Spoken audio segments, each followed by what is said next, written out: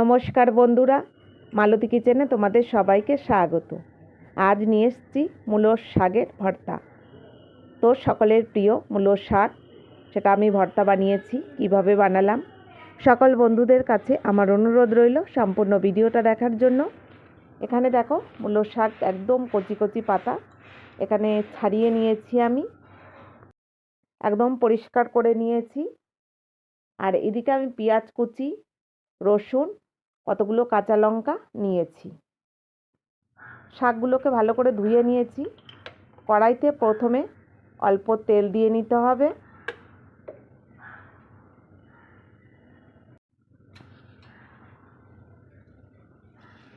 কালো জিরে আমি এখানে ফোড়ন দিলাম।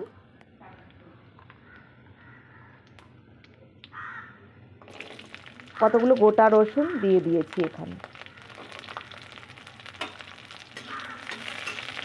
রসুনটা একটু নেড়ে নেব। খুব বেশি ভাজার এখানে দরকার নেই, হালকা করে একটু নেড়ে নিলেই হবে। তারপরে কতগুলো কাঁচা লঙ্কা দিয়ে দিলাম। কাঁচা লঙ্কা দিয়ে আর একটু নেড়ে নেব।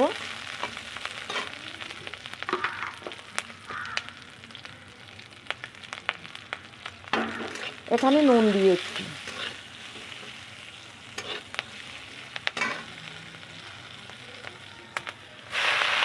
তারপরে যে সর্ষে বলছি, এখানে মূলোর শাকটা আমি দিয়ে দিলাম কড়াইতে। এখানে সবথেকে কাঁচা লঙ্কা দিলে ভালো হয়, তাহলে একটু সবুজ ভাবটা আছে। এখানে শুকনো লঙ্কা বা গুঁড়ো লঙ্কা বা হলুদ দেওয়ার কোনোটাই দরকার নেই।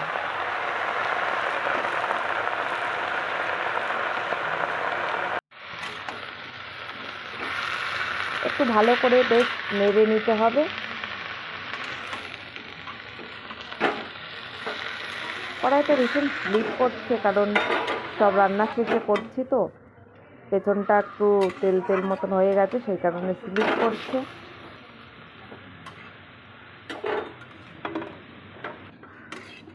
ঠিক এই অবস্থাতে এরকম করেই রাখতে হবে, যাতে এখান থেকে জলটা ফেলা যাবে না। একটু জল জল থাকলেও ঠান্ডা করে নিয়ে মিক্সিতে ঘোরাতে সুবিধা হবে।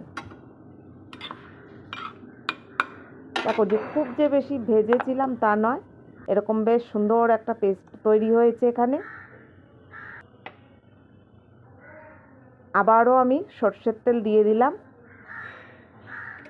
বেশ অনেকটাই পরিমাণ দিয়েছি, আর ভর্তা বানাতে গেলে সবসময় একটু তেলের পরিমাণটা বেশি লাগে।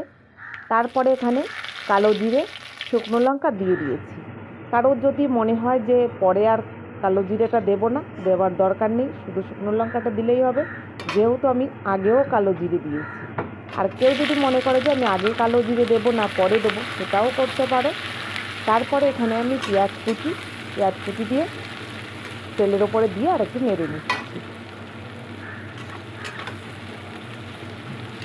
আর এই সময় পেঁয়াজ কুচিটা যত মিহি করে কাটা যায় খুবই ভালো হয়। আমি যতটা পেরেছি আমি ততটাই করেছি।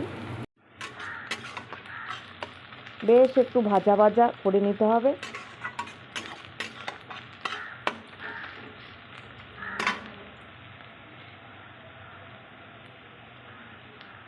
সামান্য নুন দিলাম, যেহেতু আমার আগে নুন দেওয়া আছে।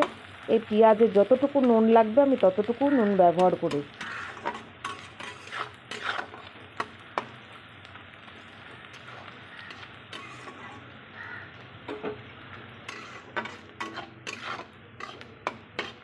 বেশ লাল লাল করে একদম ভেজে নিয়েছি। সুন্দর একটা পেঁয়াজ ভাজার গন্ধও বেরোচ্ছে।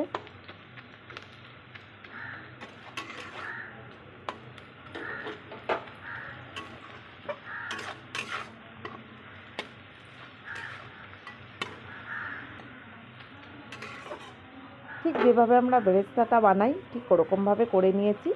তারপরে যে বেটেছিলাম বাটাটা দিয়ে দিলাম। এখন কিন্তু ওই যে মূলো পাতার যে একটা গন্ধ, ওটা কিন্তু আসছে না, যেহেতু রসুন কাঁচা লঙ্কা দিয়ে আমি এখানে পেস্ট করে নিয়েছি। তাই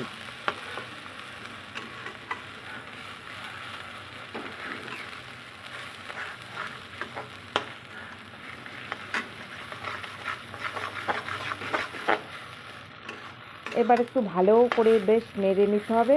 আর এই সময় গ্যাসটাকে একটু নিভু আঁচে রাখতে হবে। আর এই যে শুকনো লঙ্কা আমি একটু ভেজে তুলে রেখেছিলাম, সেটাকে একটু গুঁড়ো করে দিচ্ছি।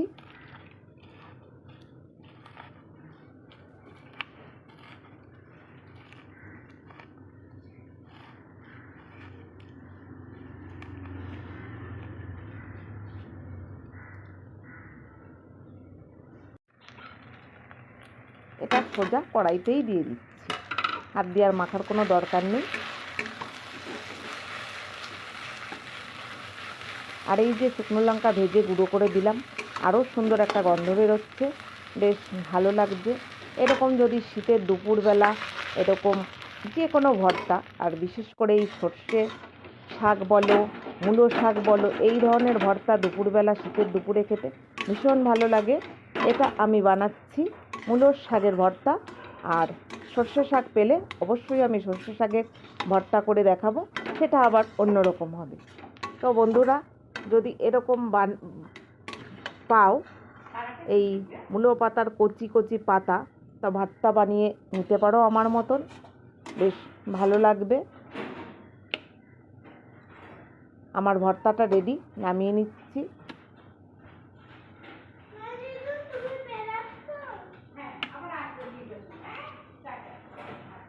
বেশ গরম গরম ভাত নিয়ে শীতের দুপুরে যদি ছাদে বা উঠোনে বা চেয়ার নিয়ে একটু বসে রোদ লাগিয়ে খাওয়া যায় তো ভীষণ ভালো লাগবে।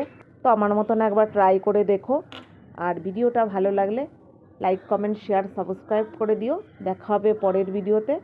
ভালো থাকো, সুস্থ থাকো, ধন্যবাদ।